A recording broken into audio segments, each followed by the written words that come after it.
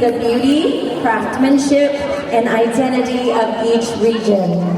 So let us begin with Vietnamese traditional attire, followed by Chinese traditional fashion, and finally Tibetan traditional clothing. Please enjoy this colorful celebration of culture and heritage. Beautiful.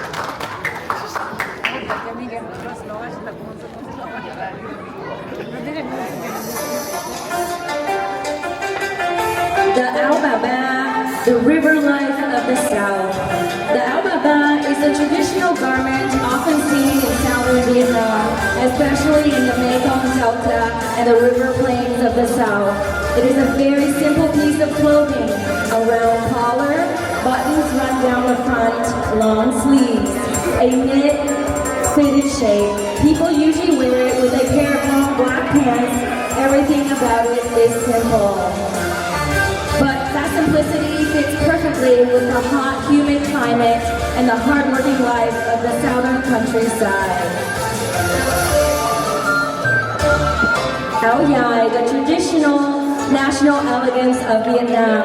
The Ao Dai is perhaps the most well-known traditional garment of Vietnam. When people think of the Ao Dai, they often imagine the image of a Vietnamese woman, elegant, graceful, and gentle.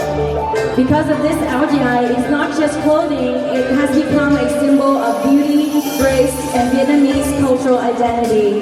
The dress carries a sense of modesty, yet it is quietly captivating. Ao Tứ Thân, the village woman of the north. The Ao Tứ Thân is one of the oldest traditional garments worn by women in northern Vietnam. The structure of the dress is quiet but meaningful. The two panels are sewn together in the back, and two panels fall freely in the front. Under the Ao Tứ Thân woman, so the Chinese traditional fashion, we have our beautiful ladies wearing the different colors and different accessories.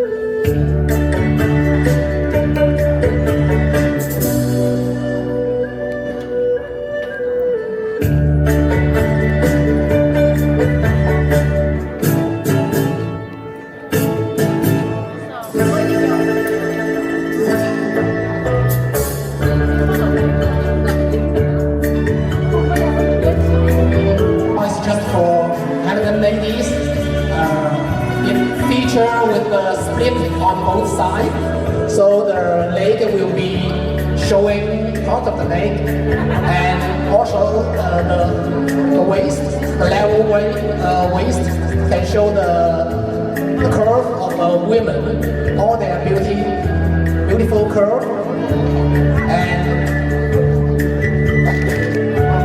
also in the southern China, there is always raining, so umbrella paired with the qipao is a very traditional pairing. It's a good match.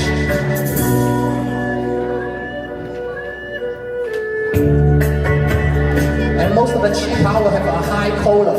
You can see the high collar there is one of the features.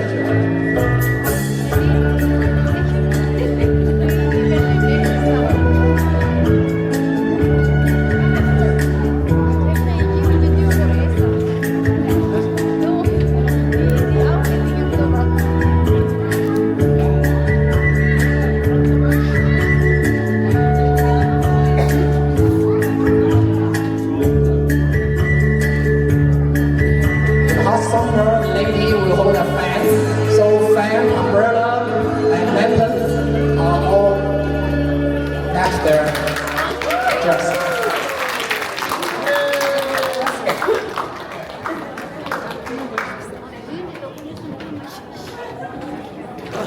Next, we have the Tibetan three provinces. I would like to ask three of the members to be on stage just to explain real quick.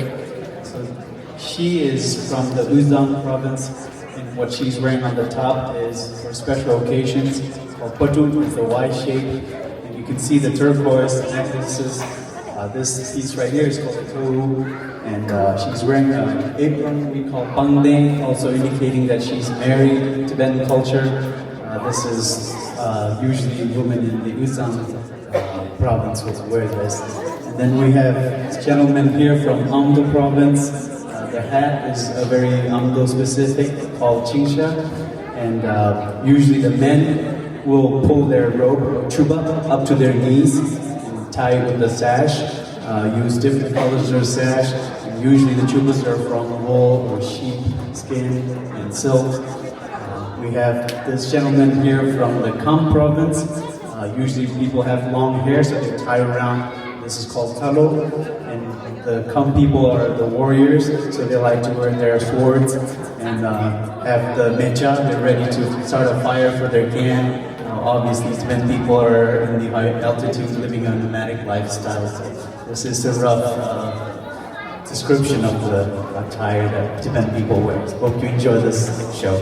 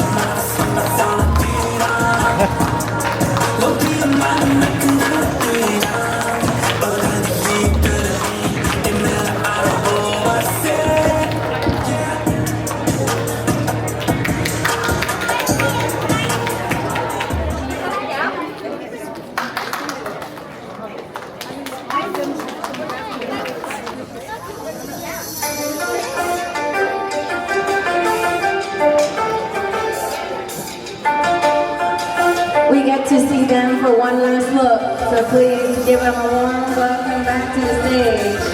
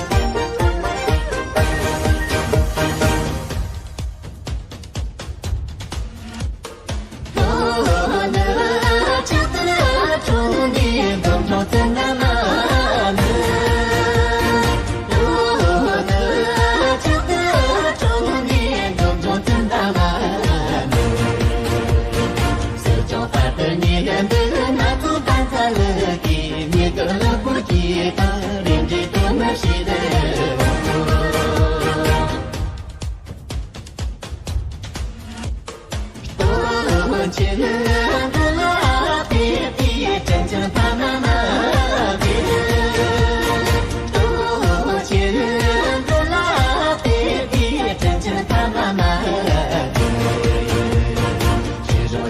cho kênh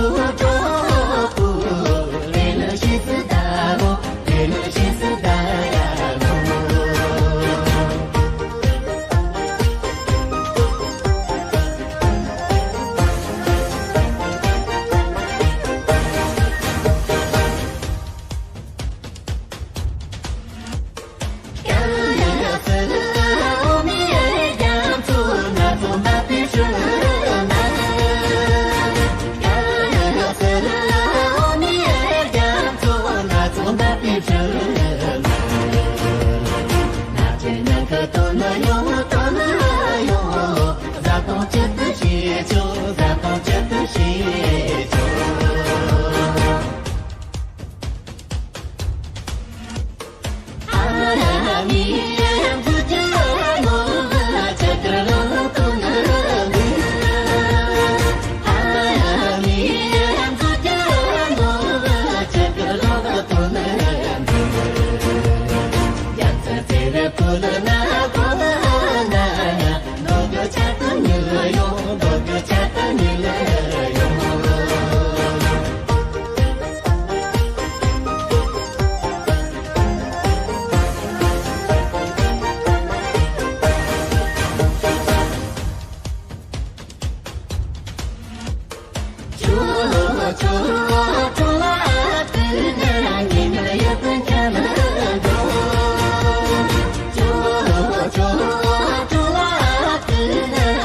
không bỏ lỡ